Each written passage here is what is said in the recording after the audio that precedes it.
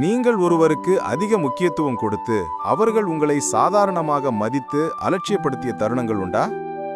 உங்களது நேரம், சக்தி என அனைத்தையும் நீங்கள் கொடுத்த போதும் அவர்கள் உங்களை ஒதுக்கி உரிய மரியாதை அளிக்காமல் நடந்திருக்கிறார்களா? உண்மையில் ஒருவருக்கு நீங்கள் எளிதில் கிடைக்கிறீர்கள், அதிக அன்பை வெளிப்படுத்துகிறீர்கள் என்றால் உங்களை அவர்கள் சாதாரணமாக எடுத்துக்கொள்ள தொடங்கிவிடுவார்கள். ஆனால் கூச்சலிடவோ கெஞ்சவோ செய்யாமல் உங்கள் மீதுள்ள அவர்களின் கவனத்தை முற்றிலும் திருப்பி போடக்கூடிய வழி ஒன்று இருக்கிறது. உங்களை அலட்சியம் செய்தவர்கள் இப்போது உங்களை இழந்து விடுவோமோ என்று பயப்படும் நிலை வரவழைக்க முடியும். இதற்கு நீங்கள் எந்த தந்திரமும் செய்ய தேவையில்லை. உங்கள் சுயமரியாதை, மன அமைதி மற்றும் மன உறுதியை காப்பாற்றிக் கொள்வது மட்டுமே இதன் அடிப்படை. எது உங்கள் கட்டுப்பாட்டில் இருக்கிறதோ அதில் மட்டுமே கவனம் செலுத்துங்கள். மீதமுள்ளதை விட்டுவிடுங்கள். உங்களை அலட்சியம் செய்தவர்களை அலற வைக்கும் அந்த 10 அணுகுமுறைகள் இங்கே கொடுக்கப்பட்டுள்ளன. 1. மௌனம் ஒரு பதில். Silence is a reply. நீங்கள் பேசுவதை விட பேசாமல் இருப்பதற்கே அதிக சக்தி உண்டு. அவர்களை துரத்துவதையோ அனைத்திற்கும் விளக்கம் கொடுப்பதையோ நிறுத்துங்கள். புத்திசாலித்தனமான மௌனம் உங்களது சுயமரியாதையை மீட்டுத் தரும். எப்பொழுதும் கிடைப்பவர் திடீரென அமைதியாக இருக்கும்போது அவர்கள் உங்களை மிஸ் செய்ய தூண்டும். நியாயமான காரணத்திற்காக நீங்கள் காக்கும் மௌனம் மிகவும் சக்தி வாய்ந்தது. 2. உங்களுக்கான உழைப்பு. Working for your self.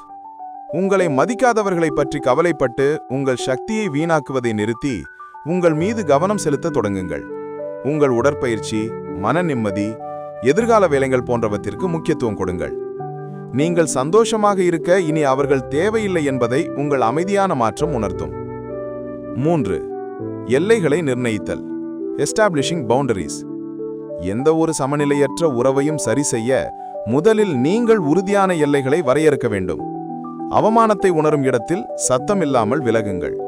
இந்த விலகல் அவர்களுக்கு தண்டனை அல்ல, மாறாக மரியாதையில்லாத இடத்தில் நான் இருக்க மாட்டேன் என்ற தெளிவான அறிவிப்பாக அமையும். 4. உணர்ச்சி ஆட்டத்தை தவிர்த்தல். அவாய்டிங் த இமோஷனல் கேம். உங்களை அவர்கள் கட்டுப்படுத்த வேண்டும் என நினைத்தால் அவர்களின் செயலுக்கு நீங்கள் உணர்ச்சி வசப்பட்டு ரியாக்ட் செய்யாமல் இருப்பது அவர்களுக்கு குழப்பத்தை ஏற்படுத்தும். வெடிக்காதீர்கள், கெஞ்சாதீர்கள், ஆத்திரப்படாதீர்கள். உணர்ச்சிகளை கட்டுப்படுத்துவது என்றால் நீங்கள் மரக்கட்டை என அர்த்தமில்லை. உங்கள் மன உறுதியை யாராலும் ஆட்டி பார்க்க முடியாது என்பதே அதன் அர்த்தம். 5. உண்மையான சுயமரியாதை. உங்கள் சுயமரியாதையை வெளிப்படுத்த யாருடைய அங்கீகாரமும் தேவையில்லை. உங்கள் உடை, பேச்சு, தோற்றம் அனைத்திலும் அக்கறை காட்டுங்கள். உங்களை நீங்களே உயர்வாகவும் முக்கியமானவராகவும் நடத்த ஆரம்பிக்கும் போது மற்றவர்களும் உங்களை அதே கண்ணோட்டத்தில் நடத்துவார்கள். உறுதியான கோடுகள். எதை நீங்கள் பொறுத்துக்கொள்ள மாட்டீர்கள் என்று ஒரு முடிவெடுத்து அந்த எல்லைகளில் உறுதியாக நில்லுங்கள். உங்கள் பொறுமையை சோதித்து பழகியவர்களுக்கு ஆட்டம் மாறிவிட்டது என்று புரியும். உங்கள் பலவீனத்தை விரும்பியவர்களால் உங்கள் உறுதியை மதிக்க முடியாது. உண்மை மதிப்பை உணர்ந்தவருக்கே உதவுங்கள். தேவைப்படும்போது மட்டும் வருபவர்களிடம் உங்கள் நேரத்தையும் சக்தியையும் வீணடிக்காதீர்கள். யாரெல்லாம் உங்கள் அன்பையும் கவனத்தையும் உண்மையிலேயே மதிக்கிறார்களோ அவர்களுக்கு மட்டுமே அதை வழங்குங்கள். உங்களுடைய இருப்பு ஒரு வரம் என்று அவர்கள் உணர ஆரம்பிப்பார்கள். அமைதியான புறக்கணிப்பு. ஒருவரின் மேல் நீங்கள் கொண்டிருந்த அக்கறையை திடீரென நிறுத்துவது அவர்களை வெகுவாக பாதிக்கும். அவர்கள் என்ன செய்கிறார்கள், என்ன சொல்கிறார்கள் என்று நீங்கள் கவலைப்படுவதை நிறுத்துங்கள். இது வெறுப்பு அல்ல, இது உங்களின் மன முதிர்ச்சி. வெளி அங்கீகாரம் தவிர்த்தல். மற்றவர்களின் பாராட்டுக்காக காத்திருக்காமல் உங்களுடைய மதிப்பு என்ன என்பதை நீங்கள் உறுதியாக நம்புங்கள். அங்கீகாரத்தை வெளியில் தேடுவதற்கு பதிலாக உங்கள் உள் உறுதிப்பாட்டில் கவனம் செலுத்துங்கள்.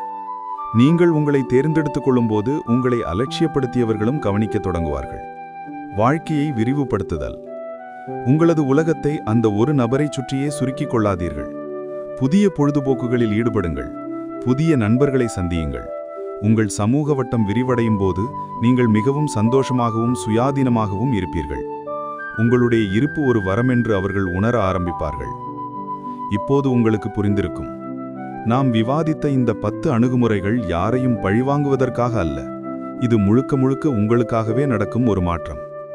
உங்கள் வாழ்க்கையின் கட்டுப்பாட்டையும் உங்கள் சுயமரியாதையும் உங்கள் கைகளில் எடுத்துக்கொள்வதற்காகவே இந்த மாற்றங்கள் தேவை. வெளியிலிருந்து அங்கீகாரத்தை தேடுவதை நிறுத்திவிட்டு உங்களுக்குள்ளே தேடத் தொடங்குவதற்கான நேரம் இது. நீங்கள் மாறும்போது உங்களைச் சுற்றியுள்ள உலகமும் மாறும். உங்களை கண்டுகொள்ளாதவர்கள் கவனிக்கத் தொடங்குவார்கள்.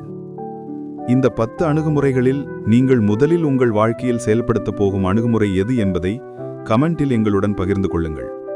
இந்த வீடியோ உங்களுக்கு பயனுள்ளதாக இருந்திருந்தால் மறக்காமல் ஒரு லைக் செய்து மற்றவர்களும் பயனடைய பகிர்ந்து கொள்ளுங்கள். மேலும் எங்கள் சேனலில் இதுபோன்ற மேலும் பல தன்னம்பிக்கை தகவல்களை பெற சப்ஸ்கிரைப் செய்யுங்கள்.